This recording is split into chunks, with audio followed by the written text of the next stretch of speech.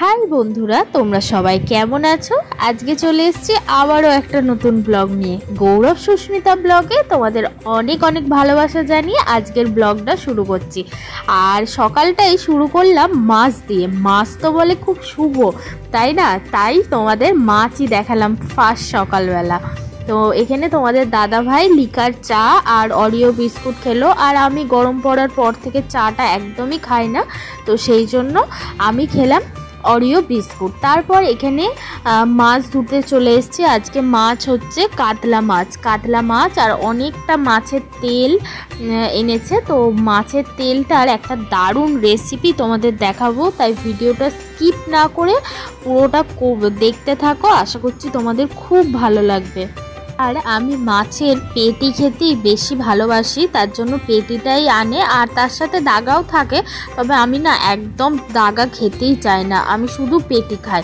তো সেই জন্য ভালো করে মাছটা ধুয়ে নিচ্ছি। আমার তো মাছ মাংস ধোয়া তোমরা জানো, যারা আমার ডেলি ব্লগ দেখো, মাছ মাংস যদি ভালোভাবে ধোয়া না হয় তাহলে আমার যেন একদম ভাল লাগে না। মাছ মাংস থেকে পুরো একদম সাদা করে ফেলবো, একটু রক্ত থাকবে না, তো সেই রকম মাছ খাই। তো এই যে আমি মাছ ধুচ্ছি। আর আজকে সকাল প্রায় এখন 7:30 মতো বাজে। একটু তাড়াতাড়ি ঘুম থেকে উঠেছি। কদিন তো গরমের জন্য একদমই ঘুম হচ্ছিল না, আর এখনও এত গরমের জন্য রাতে সেইভাবে ঘুম আসছে না। আর ভোরের দিকে দরজা জানলা খোলার সময় একটু তো ঠান্ডা আছে, তো ভোরের ওই ঠান্ডাটা পেলেই যেন ঘুমটা এত গভীর হয়ে যাচ্ছে যে তোমাদের আর কি বলবো। তো উঠতে উঠতে অনেকটাই বেলা হয়ে যাচ্ছে, তো সেই জন্য আজকে অনেকটাই সকাল সকাল উঠে পড়েছি, কারণ রান্না আজকে একটু তাড়াতাড়িই করতে হবে। তোমাদের দাদাভাইয়ের যেহেতু শিফটিং ডিউটি, তো যখন দুপুরের দিকে অফিস যায় তো তখন আমায় একটু তাড়াতাড়ি রান্না করতে হয়। আবার যেদিন মর্নিংয়ে অফিস যায় তখন আমাকে আবার অতটাও রান্নার তাড়াতাড়ি করতে হয় না। মাছটা ভালোভাবে ধুয়ে নেওয়ার পর আমি এখানে মাছের তেলটাকেও ভালোভাবে ধুয়ে নিচ্ছি। আমার মতো কারা কারা মাছের তেল খেতে ভালোবাসো সেটা কিন্তু অবশ্যই জানিও।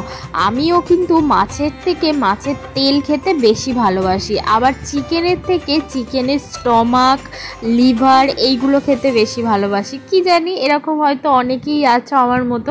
আর দেখো, মাছের তেলটা যেহেতু অনেকটা বড় মাছের, তাই এখানে পুকুরের কোনো যে টাকের যে নাড়িগুলো থাকে তো সেইগুলো নেই, পুরোটাই চর্বি।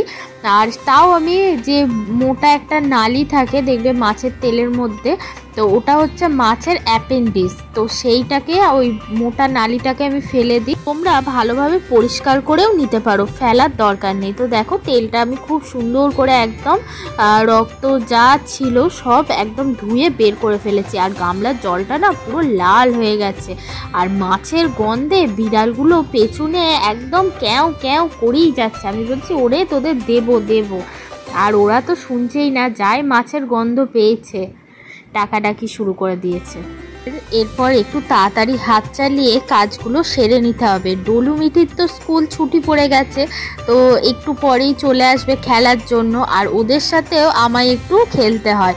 মানে ওরা যাই খেলুক, আমাকে গিয়ে একটু বসতে হবে, নয় খেলতে হবে, এইসব করতে হবে।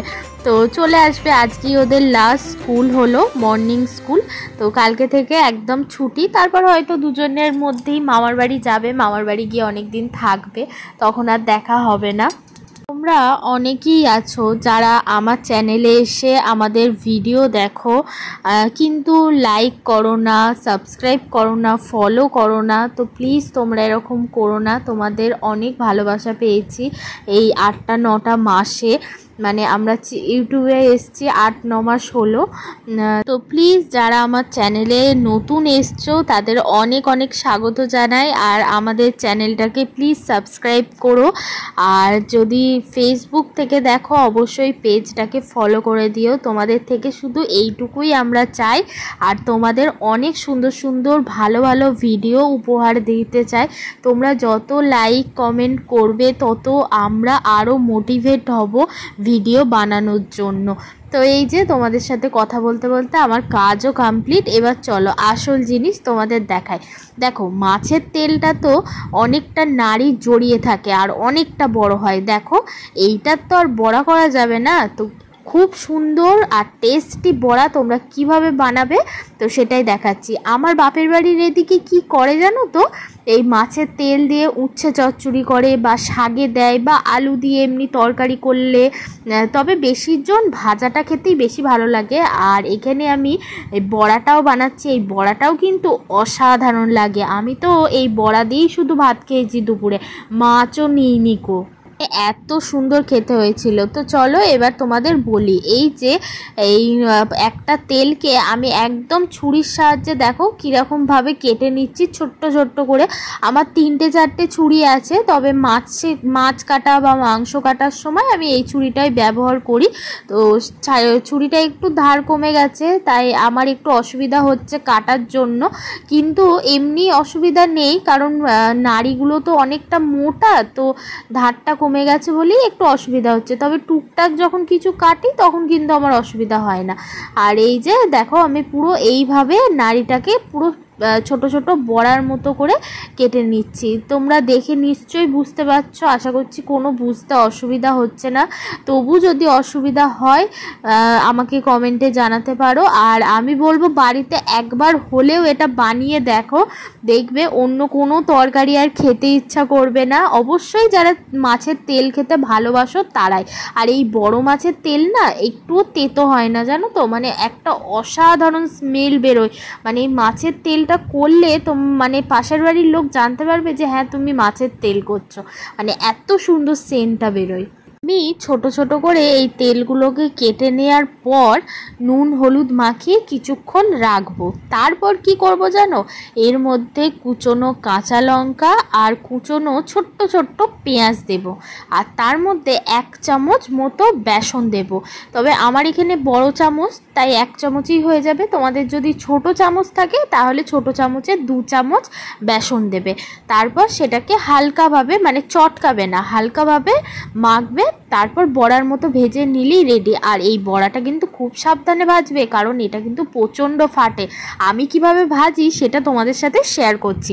আমি প্রথমে তেলটাকে একদম খুব গরম করে নিই, তারপরে সাঁড়াশি ধরে আর একটা থালা নিজের মুখের সামনে ধরে 4-5টা বড়ার আকারে ছেড়ে দিই। ছেড়ে দেওয়ার পর একদম গ্যাসটাকে কমিয়ে দিই, বাড়াই না, কারণ বাড়ালে ভেতরটা কাঁচা থাকবে আর ওপরটা পুড়ে যাবে, তো লাল হয়ে যাবে বেশি, সেই জন্য। তারপর গ্যাসটা একদম কমিয়ে দিয়ে তারপর আবার উল্টে দিই।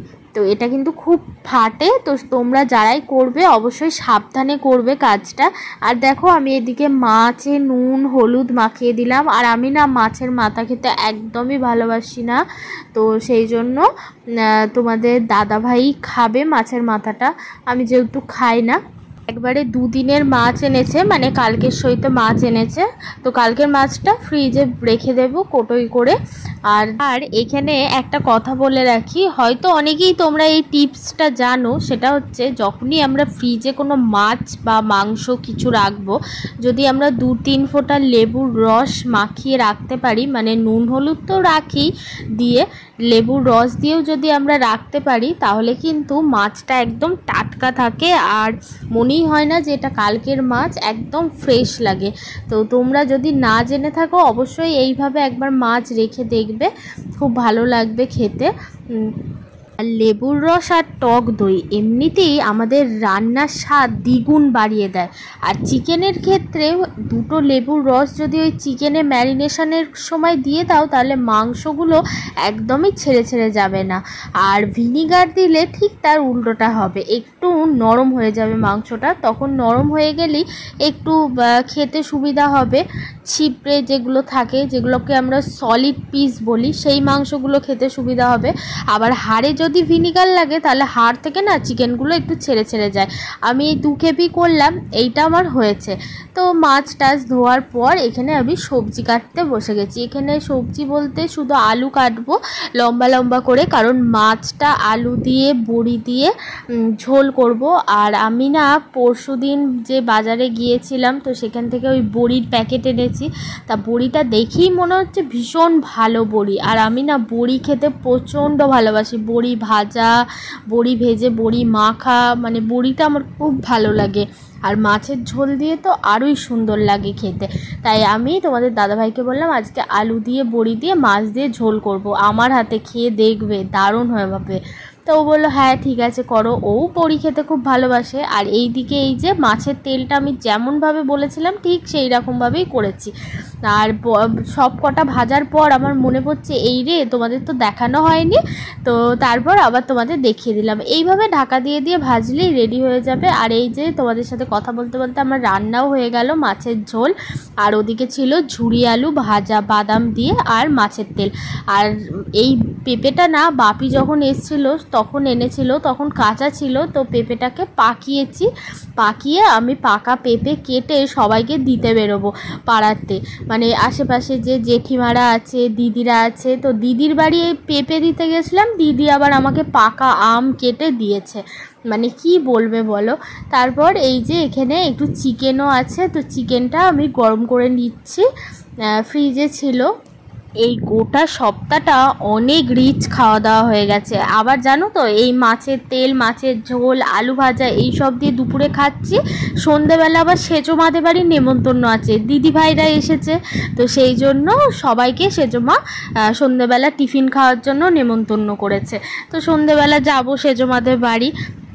আর সেজো মাদের বাড়ি বলতে আমাদের পাশেই কিন্তু সেজো মাদের বাড়ি। তো দুপুরে খাওয়া দাওয়া করে একটু ঘুমিয়ে তারপর চলো তোমাদের একবারে সেজো মাদের বাড়ি দেখা হচ্ছে।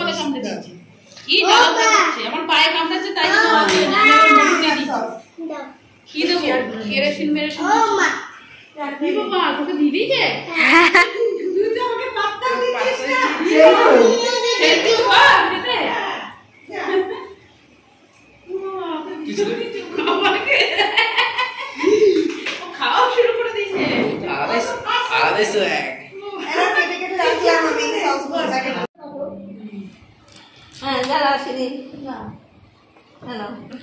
তো এই যে সেজো মা সব বাইরে থেকে আনিয়েছিল চাউমিন, তো চাউমিনটা খুব ভালো খেতে ছিল। আর সবাই আমরা একসাথে বসে খাওয়া দাওয়া করছি, দিদি ভাই এদিকে ডোনা ছিল, তারপর মেজদি ভাই সবাই ছিলাম। তো এই যে সন্ধ্যেবেলা চাউমিন খেয়ে নিচ্ছি, আর আমি রাতে কিছু খাবো না, এটাই আমার ডিনার হয়ে গেল। তো আম দেখিয়ে ব্লগটা শেষ করলাম। সবাই ভালো থেকো সুস্থ থেকো, আজকের মতো টাটা।